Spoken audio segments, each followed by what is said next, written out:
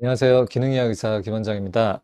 자, 오늘은 그 읽고 실천한다면은 건강과 그리고 성공을 얻을 수 있는 책을 한번 소개해 드리려고 합니다. 예, 그래서 책을 저도 가끔 이제 책을 읽고 있는데 요 책을 읽으면서 이제 많은 것을 조금 느꼈고요.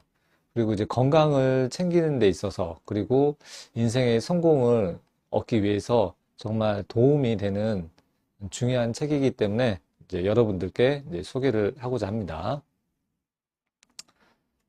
그 책은 제목이 이제 절제의 성공학입니다. 그래서 운명을 만드는 절제의 성공학이라고 해서 책을 이런 자기 계발서나 뭐 이런 책들을 좋아하시는 분들은 또는 이제 사업가 이런 사람들은 이 책을 거의 뭐 필수 도서처럼 생각을 하고 읽는 경우가 많은 것 같습니다. 저도 이거 한 2, 3년 전에 읽은 것 같거든요. 그래서 성공할 수밖에 없는 운명은 어떻게 만들어지는가 좀 부제도 있습니다. 그래서 성공에 관심 있는 사람들 그리고 또 건강에 병을 고치는데 건강한 인생을 꿈꾸신다면은 이 책은 꼭 읽어보시는 것을 추천드리겠습니다. 그래서 운명을 만드는 절제의 성공학. 이제, 이제 절제라는 키워드가 있고 또 성공이라는 키워드, 그리고 운명, 뭐 인생을 뜻하는 거죠. 그래서 요 뜻한 이런 책인데, 나온 지는 한 2005년도에 나왔더라고요. 예, 그리고 약 한 150페이지 정도 되고요. 글자 수가 그렇게 많지 않습니다. 그래서 넉넉 잡아서 한 두세 시간 요 정도 차분한 마음으로 읽으시면은 충분히 읽을 수 있고 이렇게 문답식으로 이루어진 그러한 책의 구성이기 때문에 그렇게 뭐 한꺼번에 다 읽지 않으셔도 되고 틈틈이 읽으셔도 되는 책입니다. 그래서 뭐 정가는 한 8,900원으로 되어 있더라고요. 그래서 가격도 참 저렴한 책입니다. 예, 그래서 지금은 조금 올랐을 수도 있는데 아마 뭐 이런 비슷한 가격대에 구매를 할 수 있습니다. 저자는 일본 사람인데 미즈노 남부코라고 합니다. 뭐 제가 아는 사람은 아니고요. 1757년생입니다. 그래서 벌써 이제 지금 2023년이니까 266년 전에 태어나서 자기가 살면서 느꼈던 그런 것들을 책에 이렇게 담은 건데 한 75년 정도 살다가 생을 마감을 했고요. 뭐 잘은 모르지만 일본의 운명학자이자 사상가라고 합니다. 그래서 이 사람은 이제 관상을 주로 보더라고요. 그래서 관상을 보고 뭐 몸 그런 체형도 보고 그러면서 그 사람의 그런 뭐 운명을 미리 내다보는 뭐 그런 운명학자 또는 이제 사상가라고 할 수 있겠습니다. 그래서 일본에서는 얼마나 존경을 받는 인물인지는 잘 모르겠지만 이 책 자체는 참 좋더라고요. 그래서 이 영상을 이제 보시는 뭐 저희 환자분, 저한테 치료받고 있는 환자분 또는 이제 치료를 받기 위해서 예약하신 환자분은 한 세 번 정도 필독을 하셨으면 좋겠습니다. 어, 왜 그런지, 그래야지 이 책을 충분히 읽고 이해하고 실천하려는 의지가 있다면은 저한테 오셔서 치료 받을 때 훨씬 더 병을 수월하게 고칠 수 있기 때문에 요것을 꼭 강추드리겠습니다. 그리고 저희 환자가 아니더라도 건강에 관심이 있거나 인생의 성공에 관심이 있다면 꼭 읽어보시길 바랍니다. 그래서 이제 책의 일부 내용을 좀 소개해 드릴게요. 그래서 이제 이런 나는 성공을 할 수 있을까? 뭐 이런 이제 주제가 있었고요. 질문은 어떤 사람들이 성공합니까? 스스로 그것을 알 수 있는 방법이 있습니까? 하는 내용이 있었고, 한 68페이지에 나와 있습니다. 그래서 많은 내용을 다 읽어드릴 수는 없지만, 68페이지 한 페이지에 이렇게 나와 있으니까요. 한번 읽어보도록 하겠습니다. 이제 이렇게 질문을 했는데, 여기에 대한 그 미즈노 남부코가 이제 대답을 한 것이죠. 자신이 성공할 것인가를 알고 싶다면 먼저 식사를 절제하고 이를 매일 엄격히 실행해 보면 됩니다. 만약 그것이 쉽다면 반드시 성공할 것이고 그렇지 않다면 평생 성공할 수 없다고 판단하면 됩니다. 식사를 절제할 수 있는 사람은 모든 것을 절제할 수 있습니다. 식사를 절제하는 것은 마음에 안정을 주고 몸을 보살피는 근본입니다. 그렇기 때문에 스스로 흔들리지 않습니다. 출세가 준비되지 않은 사람은 식사를 절제하려 해도 쉽지 않습니다. 안타까운 것은 이런 사람이 세상엔 너무 많다는 것입니다. 그래서 성공하는 사람이 적은 것입니다. 그래서 여기서 성공을 어떻게 알 수 있느냐, 그 방법이 있습니까? 그래서 결국에는 식사를 어떻게 절제를 해가지고 하느냐, 요것을 보고서 그 사람이 성공할 수 있을지 없을지 쉽게 판단할 수 있다고 이 작가 미즈노 남부코 이 사상가는 이야기하고 있습니다.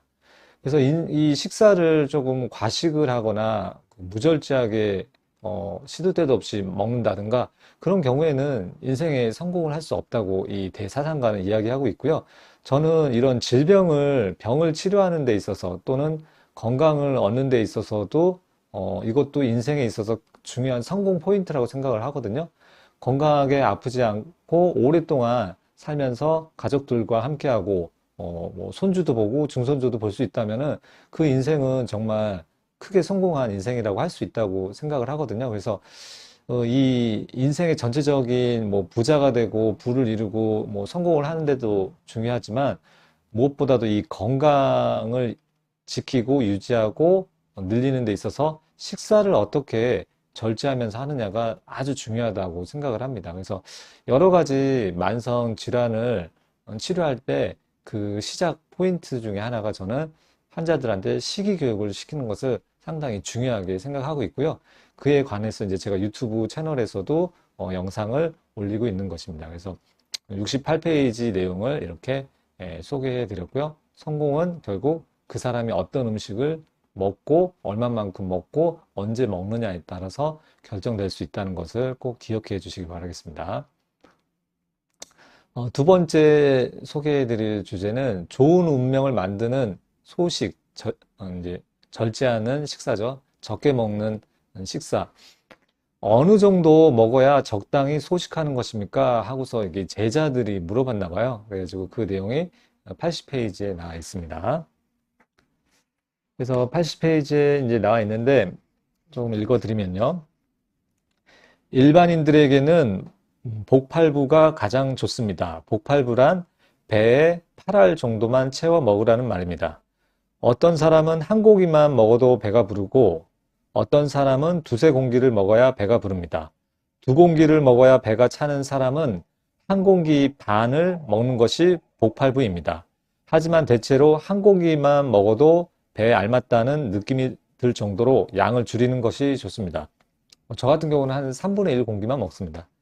먹고 싶다고 생각하면 비위에 문이 저절로 열려 음식을 받아들이고 알맞다고 느끼면 비위가 닫힙니다. 비위가 닫혔는데도 계속 음식을 꾸역꾸역 먹으면 음식이 소화되지 않아 결국 병의 원인이 됩니다. 소화되지 않는 음식은 몸 곳곳에 독소로 퍼져 몸을 상하게 합니다. 대부분 병이 이 과정을 거치는데 세상 사람들은 운이 없어 병에 걸렸다고 말합니다. 아무리 지식이 높고 훌륭한 사람이라도 병에 걸렸다면 그것은 다 절제하지 않은 탓입니다. 운이 없어 병에 걸리는 일은 없습니다. 음식을 절제하면 병에 걸리지 않습니다. 병에 걸리지 않는 사람을 훌륭한 사람이라고 말할 수 없습니다. 병에 걸리는 사람을 훌륭한 사람이라고 말할 수 없습니다. 바꾸어 말하면 음식이 무절제한 사람은 훌륭한 사람이 아닙니다. 이렇게 나와 있습니다. 그래서 제가 이분이 이제 지금 266년 전에 태어났는데요. 근데도 이제 이런 이 페이지에서 제가 이제 눈여겨보는 내용이 충분히 비위가 닫혔는데도 즉 배가 부르는데도 음식을 꾸역꾸역 먹으면 음식이 소화되지 않는다고 하고 결국 그것이 병의 중요한 원인이 된다. 소화되지 않는 음식이 결국에는 몸 곳곳에 독소로 퍼져 몸을 상하게 한다. 즉 병에 잘 걸리는 사람은 배가 부른데도 자꾸 과식을 하고 또는 이렇게 너무 자극적인 음식을 먹고 소화가 잘 안 되는 그런 가공식품을 많이 먹게 되면은 그게 결국에는 충분히 소화되지 않은 채 우리 장 속에 들어가게 되면은 이물질로 작용을 하게 되고 그로 인해서 여러 가지 면역 반응이 생기게 되는 것이죠. 그래서 그게 결국에는 장 누수와 관련이 있고 여러 가지 질병의 원인이 됩니다. 그래서 기능의학적으로 환자를 치료할 때 이 사람이 어떻게 식사를 하고 있는지 또 어떤 음식을 먹고 있는지 그리고 이제 검사를 통해서 어떤 음식들을 끊어야 되고 그렇게 해서 장 건강을 어떻게 회복하는지 그런 것을 저는 어, 기능의학 공부를 한 수년간 하면서 익혔던 내용인데 이분들은 뭐 기능의학에 대해서 당연히 몰랐을 거고 의학에 대한 어떤 지식이 없음에도 이런 통찰력이 있다는 게 저는 참 대단하다고 생각을 했습니다. 그래서 266년 전에 태어났는데도 이러한 중요한 그 건강 관리에 있어서 아주 중요한 사실을 알고 있었다는 게 저는 이제 기능의학 의사로서 상당히 조금 인상 깊었던 내용입니다. 그래서 이 두 가지 내용을 좀 소개시켜 드리고요. 나머지는 이제 수포가 될 수 있으니까 더 이상 소개하는 거는 조금 무리가 있을 것 같고요.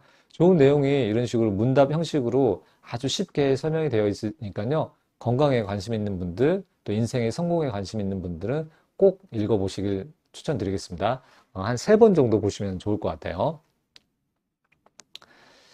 근데 간혹 이제 저 환자들을 진료하다 보면은 이렇게 얘기를 하세요. 원장님, 과식하면 위와 장이 너무 불편해요. 속이 불편해요. 어떻게 해야 돼요? 하고 물어봐요, 저한테. 배가 부른데도 많이 먹었다는 거잖아요. 과식을 했다는 얘기는. 좀 전에 나왔던 내용이죠. 그리고 나서 소화도 안 되고, 가스도 차고, 변도 안 좋고, 어떻게 해야 하죠? 저한테 이런 질문을 해요. 이거 의외로 많더라고요. 그러면 저는 음, 과식을 안 하면 된다고 얘기를 하거든요.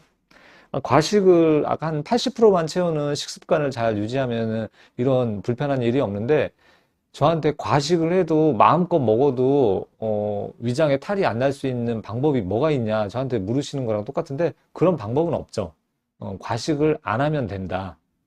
질문이 참 묘하더라고요. 그래서 과식을 안 하면 된다고 저는 이야기합니다. 그리고 음식을 무절제하게 먹으면서 병을 치료할 수 있느냐? 못합니다. 예. 예. 저희 환자 중에서도 뭐 동맥경화가 있거나 뭐 혈관이 안 좋은데 음식 조절을 안 해요. 그러면서 병을 뭐 비타민도 먹고 수액 치료도 하는데 음식 조절을 전혀 안 해요. 이런 분들은 병 치료 안 됩니다. 예.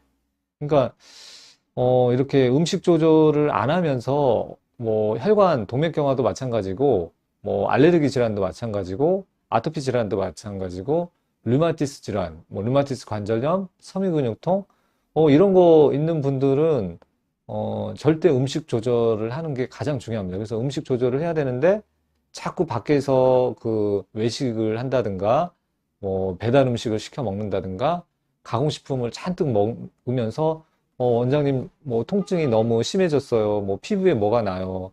그래요. 그거는 이제 음식하고 음식에서 그 염증 반응이 지속적으로 유입이 됐는데 그거를 줄이지 않고 그냥 뭐 비타민만 먹고 뭐 수액 치료만 한다? 절대 낫지 않습니다. 그래서 그 가장 기본이 되는 음식 조절부터 했을 때 병이 치료가 될 수 있지 뭐 여러 가지 비타민만 먹고 수액 맞는다고 해서 음식을 뭐 무절제하게 본인한테 안 맞는 음식을 잔뜩 먹으면 병은 절대 치료되지 않습니다. 그래서 여러분들이 병을 치료할 때 건강을 위해서라면은 음식을 나한테 맞는 음식으로 적절하게 섭취하는 것이 가장 중요하다고 할 수 있겠습니다. 그래서 나에게 맞는 그 먼저 이제 식사량부터 보면은 뭐 적절한 체중을 유지할 정도로 드시는 게 좋겠어요. 그래서 이런 소식하는 게 중요하다고 해서 이게 적절하게 드셔야 되는데 너무 또 안 먹는 분들이 있어요. 그래서 이제 비만 지수, BMI죠. 바디 매스 인덱스 이게 이제 막 한 18 이렇게 돼가지고 40kg 여자 뭐 한 160cm 정도 되시는 분들인데 뭐 40kg 초반이라든가 심지어 30kg대까지 되시는 분들이 있어요. 그래서 그렇게 너무 안 드시는 것도 문제가 될 수 있거든요. 그리고 급격하게 체질량 지수가 너무 떨어지는 경우에는 오히려 나이 들었을 때 오히려 건강상의 불이익이 생길 수 있고 근육량도 그만큼 감소하기 때문에 적절한 수준으로 드시는 걸 추천드리고요. 저는 그게 이제 체질량 지수 한 20에서 23, 가급적이면 한 22에서 23이 적절하지 않나 이렇게 생각을 하고 있습니다. 그리고 이제 일상 활동에 지장이 없어야죠. 그래서 이제 저희 환자들은 이제 항산화 치료를 하니까 이제 혈당을 측정을 해보거든요. 그러면 열심히 치료하시는 분 중에 대부분 혈당이 많이 낮아서 오시는 분들이 있어요. 식사했는데도 뭐 90밖에 안 되는 이런 분들이 있습니다. 근데 이런 경우에는 살이 빠지기 쉽고, 그리고 저혈당이 생겨서 어 일상생활에 뭐 힘이 없고 기운이 없고 식은땀이 나고 쓰러질 것 같고 어지러운 이런 저혈당이 생기지 않을 정도로 혈당을 어느 정도 잘 유지하는 것이 좋습니다. 근데 소식을 하면서 일상생활에 지장이 생기면 안 되겠죠. 요 정도는 잘 지켜주시고요. 그래서 저혈당이 생기지 않을 정도로 드셔라. 그리고 적절한 근육량을 유지를 하고 내장 지방이 적은 상태로 유지를 하는 것이 좋겠죠. 그래서 체성분 검사를 해서 근육량이 부족하면은 너무 소식하는 것보다는 근육량을 좀 늘리기 위해서는 약간의 식사량을 늘릴 수도 있을 것이고요. 거기다 이제 운동을 같이 해야겠고요. 내장 지방이 너무 많은 경우에는 그거를 줄이는 정도로 식사량을 정하시는 게 좋겠고요. 그리고 뭐 혈액 검사를 주기적으로 하신다면은 이게 너무 식사량이 적은 사람은 단백질이 뚝 떨어져 있고요. 콜레스테롤도 지나치게 뭐 150, 토탈 콜레스테롤이 150 이하로 낳는다든가, 뭐 그 채식 위주로 한다든가, 단백질을 섭취를 안 하고 소식을 하다 보면 이제 백혈구가 너무 떨어지는 분도 있고요. 갑상선 기능이 이렇게 떨어지는 경우가 있고, 혈당이 지극히 낮거나 너무 높은 경우에 내가 식사를 잘못하고 있다고 판단할 수 있겠습니다. 혈당계 정도는 하나 사셔가지고 식후에 내 혈당이 1시간 반 정도에 얼마 정도 올라가는지 체크를 해서 저혈당이 한 식후에 한 뭐 120에서 140 정도 되는 거는 좋은데, 식후 1시간 반인데도 100도 안 넘는 사람은 좀 건강 관리하는데 좀 불리할 수 있겠습니다. 물론 암 환자는 이제 100 이하로 유지하라고 말씀을 드리고 있습니다. 그렇게 식사량은 그런 식으로 좀 조절을 해 주시면 좋겠고요. 나에게 또 맞는 음식 종류를 확인하는 방법이 있습니다. 그래서 이거는 예전 영상에서도 한번 말씀을 드렸는데, 피부 반응이 있습니다. 피부 반응. 음식을 먹었을 때 가려움증이나 뭐 빨갛게 부풀어 오른다든가, 두드러기가 생긴다든가, 물집이 생긴다든가, 고름이 생긴다든가, 뭐 여드름이 생긴다든가, 뭐 이런 반응이 있으면은 그 음식은 맞지가 않습니다. 그래서 그 음식은 피하는 것이 좋겠고요. 그리고 먹고 나서 뭐 배변을 자주 본다든가, 아니면은 가스가 많이 찬다든가, 변비가 생긴다든가, 방귀가 많이 나온다든가, 또는 묽은 변을 본다든가, 뭐 점액질 변을 본다든가, 혈변을 본다든가, 이런 소화기 반응이 있는 경우에도 음식이 안 맞는 것입니다. 그래서 먹고 나서 편안한 장 상태를 유지하는 음식이 나한테 잘 맞는 음식입니다. 그리고 뇌신경 반응이 있을 수 있습니다. 뭐 편두통이 생긴다든가, 어지럼증, 집중력이 안 되고 졸리는 듯한 이런 뇌신경 반응이 있는 경우도 나한테 맞지 않는 음식입니다. 그런 반응이 없는 음식을 선택을 해서 드시는 게 좋겠고요. 심장의 반응도 있을 수 있습니다. 가슴이 두근두근 한다든가, 답답하다든가, 혈압이 지나치게 많이 오른다든가, 이런 것들도 안 맞을 수 있으니까 그렇게 유발되는 음식은 피하시는 게 좋겠고요. 그리고 통증 반응이 있는 경우도 있습니다. 이렇게 뭐 다리가 뭐 퉁퉁 붓는다든가, 관절이나 손가락이나 뭐 팔목, 무릎 관절, 발목 등이 아프다든가 그런 통증 반응이 생기는 경우에도 나한테 안 맞는 음식입니다. 그리고 혈당이 지나치게 혈당 스파이크처럼 순식간에 올라가는 그런 음식들은 나한테 안 맞는 반응이니까 그런 음식은 피하시는 게 좋겠고요.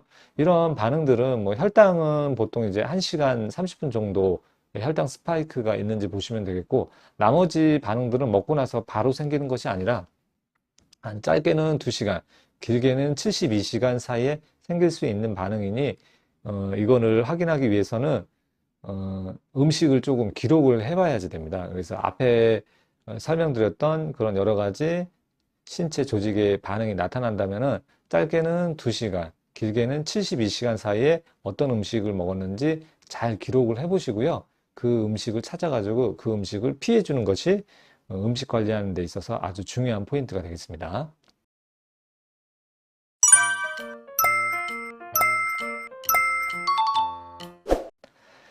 근데 잘 모르겠다. 그 음식 기록을 이렇게 꾸준히 했는데도 잘 찾을 수 없겠다. 그럴 때 할 수 있는 기능의학 검사가 있습니다. 그 검사가 바로 이제 지연성 음식 알러지 검사이고요.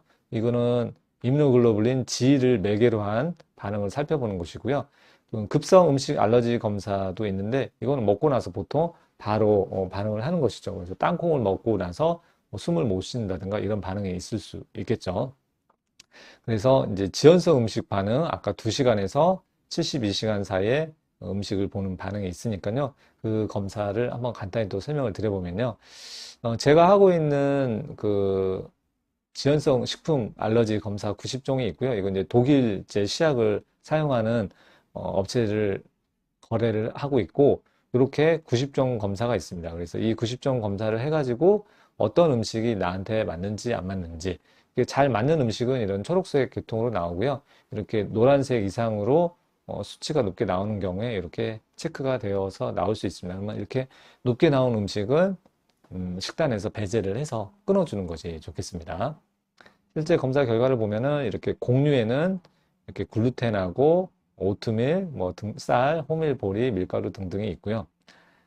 그리고 난류와 육류 또 이런 것도 있고, 그래서 이제 이런 계란, 그 다음에 소고기, 돼지고기, 닭고기, 오리고기, 양고기 이런 육류가 맞는지 안 맞는지 검사를 해서 자기한테 맞는 음식을 찾을 수 있겠습니다. 그리고 또 우유와 콩류, 그래서 우유가 맞는지 안 맞는지, 그리고 콩류가 맞는지 안 맞는지 이런 검사를 해가지고 나한테 맞는 음식을 최대한 구성을 해서 먹고, 수치가 이렇게 높게 나온 음식은 피하는 것이 좋겠습니다. 뭐 그 외에도 뭐 해산물이나 생선류, 채소류, 과일류, 뭐 기타 기후식품 등등이 있으니까요. 이런 검사를 해서 자기한테 맞는 음식을 찾아보는 것이 좋겠습니다. 이렇게 그래서 요 오늘 소개드렸던 절제 성공학 책 한번 꼭 읽어보시고요. 다시 한번 강조드리면은 저희 환자분은 꼭 사서 3번 읽고 오시고요. 저희 병원에 예약한 환자분도 예약 시간이 조금 있으니까요. 그 시간 동안에 요 책을 구매하셔서 3번 읽어보고 오시는 것을 꼭 추천드리겠습니다. 네, 오늘은 여기까지 영상을 마무리하도록 하겠습니다. 시청해 주셔서 감사합니다.